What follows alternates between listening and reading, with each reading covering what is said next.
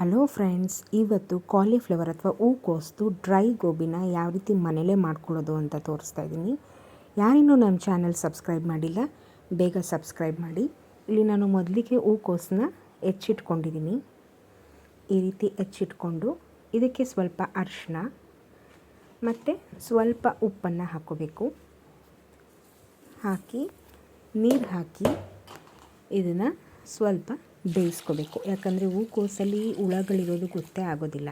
ಆದ್ದರಿಂದ ನಾವು ಈ ರೀತಿ ಬೇಯಿಸ್ಕೊಳ್ಳೋದ್ರಿಂದ ಅದರಲ್ಲಿರೋ ಹುಳಗಳೆಲ್ಲ ಸಾಯುತ್ತೆ.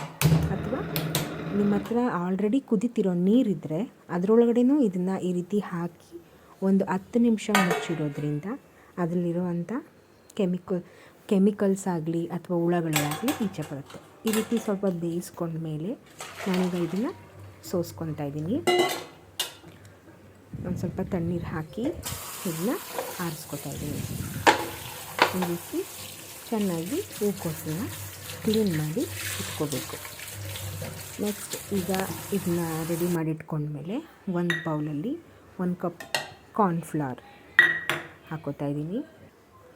1 ಟೇಬಲ್ ಸ್ಪೂನಷ್ಟು ಮೈದಾ ಹಸಿಟ್ಟು ಜಾಸ್ತಿ ಹಾಕಿದ್ರೆ ಮೆತ್ತೆ ಆಗಿಬಿಡುತ್ತೆ. ಅದಕ್ಕೆ 1 ಟೇಬಲ್ ಸ್ಪೂನ್ ಅಷ್ಟೇ. ನೆಕ್ಸ್ಟು 2 ಟೇಬಲ್ ಸ್ಪೂನಷ್ಟು ಅಕ್ಕಿ ಹಸಿಟ್ಟನ್ನು ಹಾಕ್ಕೋತಾ ಇದ್ದೀನಿ. ಅಕ್ಕಿ ಹಸಿಟ್ಟು ಹಾಕೋದ್ರಿಂದ ನಿಮಗೆ ಕ್ರಿಸ್ಪಿಯಾಗಿ ಬರುತ್ತೆ. ನೆಕ್ಸ್ಟ್ ಈಗ 1 ಸ್ಪೂನ್ ಚಿಲ್ಲಿ ಪೌಡರ್ನ ಹಾಕ್ಕೋತಾ ಇದ್ದೀನಿ. ಚಿಲ್ಲಿ ಪೌಡರ್ ನಿಮಗೆ ಖಾರ ಜಾಸ್ತಿ ಬೇಕು ಅಂದರೆ ಜಾಸ್ತಿ ಹಾಕ್ಕೋಬೋದು. ಇಲ್ಲಿ 1.5 ಟೇಬಲ್ ಸ್ಪೂನ್ ಧನಿಯಾ ಪೌಡರನ್ನು ಹಾಕ್ಕೊಳ್ತಿದ್ದೀನಿ.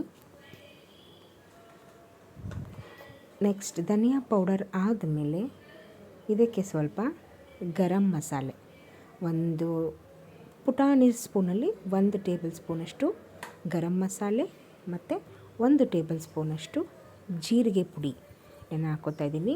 ನೆಕ್ಸ್ಟ್ ಈಗ ಇದಕ್ಕೆ ರುಚಿಗೆ ತಕ್ಕಷ್ಟು ಉಪ್ಪನ್ನು ಹಾಕ್ಕೋತಾ ಇದ್ದೀನಿ. ಮತ್ತು ಶುಂಠಿ ಬೆಳ್ಳುಳ್ಳಿ ಪೇಸ್ಟನ್ನು ಸಹ ನಾನಿಲ್ಲಿ ಹಾಕ್ಕೊಂಡು ಹಸಿಟ್ಟು ಜೊತೆಗೆ ಚೆನ್ನಾಗಿ ಈ ರೀತಿ ಮಿಕ್ಸ್ ಮಾಡ್ಕೋಬೇಕು. ನಾವು ಹಾಕಿರೋವಂಥ ಎಲ್ಲ ಪೌಡರ್ಗಳು ಅದೆಲ್ಲ ಚೆನ್ನಾಗಿ ಮಿಕ್ಸ್ ಆಗಬೇಕು. ಈ ರೀತಿ ಮಿಕ್ಸ್ ಆದಮೇಲೆ ಸ್ವಲ್ಪನೇ ನೀರು ಹಾಕ್ಕೊಂಡು ಬ್ಯಾಟಲನ್ನು ನಾವು ರೆಡಿ ಮಾಡ್ಕೊಬೇಕು.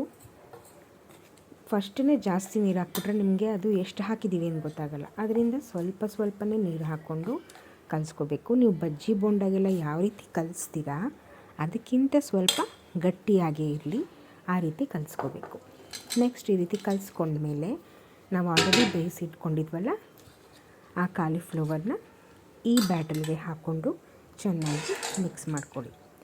ಎಣ್ಣೆ ಕಾಯಕ್ಕಿಟ್ಟು ಬಾಣಲೆಯಲ್ಲಿ 1 ಟೇಬಲ್ ಸ್ಪೂನಷ್ಟು ಎಣ್ಣೆನ ಈ ಬ್ಯಾಟಲ್ಗೆ ಮಿಕ್ಸ್ ಮಾಡಿಕೊಂಡು ಮತ್ತೆ ಮಿಕ್ಸ್ ಮಾಡ್ಕೊಳ್ಳಿ. ಆಗ ಕ್ರಿಸ್ಪಿಯಾಗಿ ಚೆನ್ನಾಗಿ ಬರುತ್ತೆ ಡ್ರೈ ಗೋಬಿ. ನೆಕ್ಸ್ಟ್ ಈ ರೀತಿ ಎಣ್ಣೆ ಎಲ್ಲ ಚೆನ್ನಾಗಿ ಆದಮೇಲೆ ಒಂದೊಂದೇ ಗೋಬಿನ ಈಗ ಎಣ್ಣೆಯಲ್ಲಿ ಹಾಕ್ತಾ ಬರಬೇಕು. ಅಂಟ್ಕೊಂಡ್ಬಿಟ್ರೆ ಎಲ್ಲ ಚೆನ್ನಾಗಾಗಲ್ಲ. ಅದಕ್ಕೆ ಸ್ವಲ್ಪ ದೂರನೇ ಚೆನ್ನಾಗಿ ಗೋಬಿನ ಹಾಕಿ ನೆಕ್ಸ್ಟು ಅದು ಚೆನ್ನಾಗಿ ಫ್ರೈ ಆದಮೇಲೆ ನಿಂಬೆಹಣ್ಣು ಹಿಂಡ್ಕೊಂಡು ಸರ್ವ್ ಮಾಡಿ.